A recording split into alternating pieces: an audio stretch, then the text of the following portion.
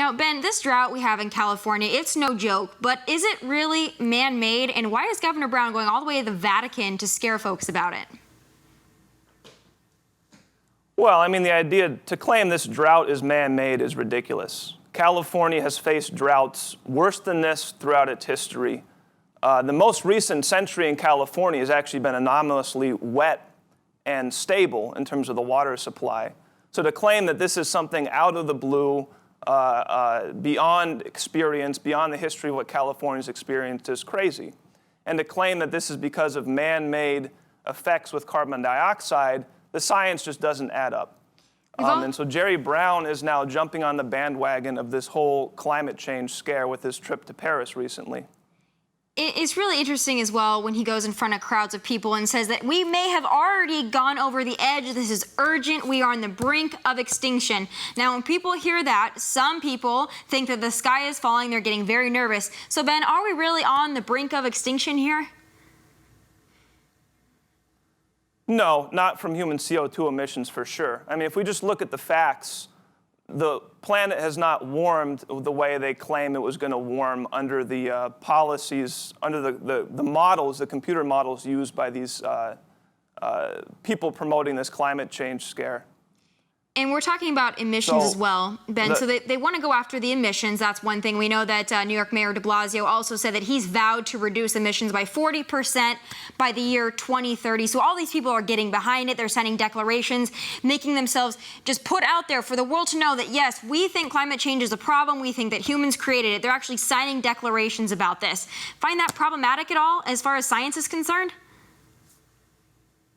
Yeah, again, if you look at the science, the planet hasn't warmed on average for over 18 years. We've hit a flat line. CO2 emissions have gone up at an accelerating rate, and the planet hasn't warmed in response. So what's coming out in the science is that these guys are way overestimating the sensitivity of the climate to CO2 emissions. They've got assumptions and models that say the climate is extremely sensitive to relatively slight change in the level of CO2, and reality is just not showing that.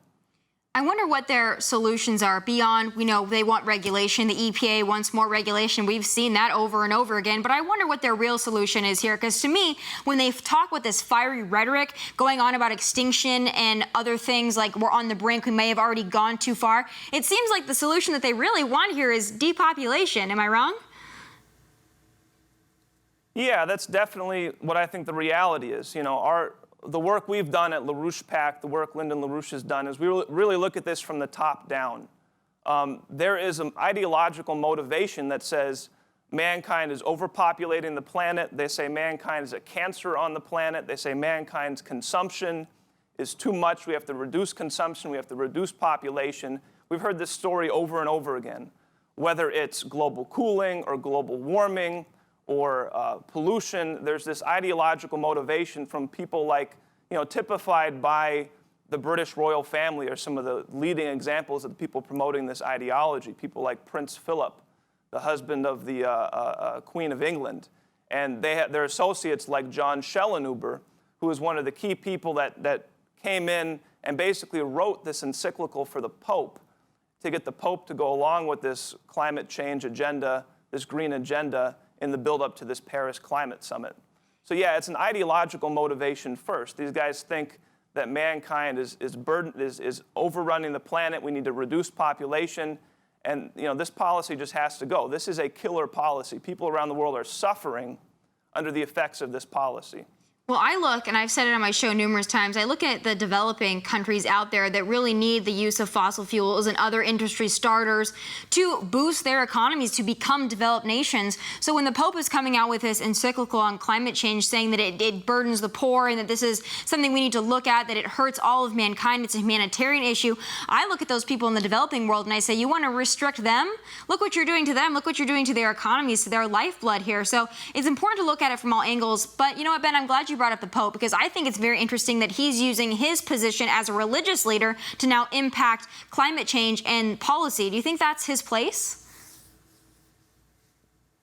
I mean, this is a big shift in the position of the Catholic Church of the Vatican. They've actually, in the relatively recent period, they've been more against this radical Malthusian ideology of the Green Program. They've been more align with the general idea that we should promote development, promote economic growth, promote the development of the world, other nations in the world. And to see this radical shift was a big surprise. But again, we've seen one of the key factors in this is the role of this guy, John Schellenhuber, coming in, who's been a major agent of the British establishment. He was the guy they sent to try and get George Bush to go along with the climate program.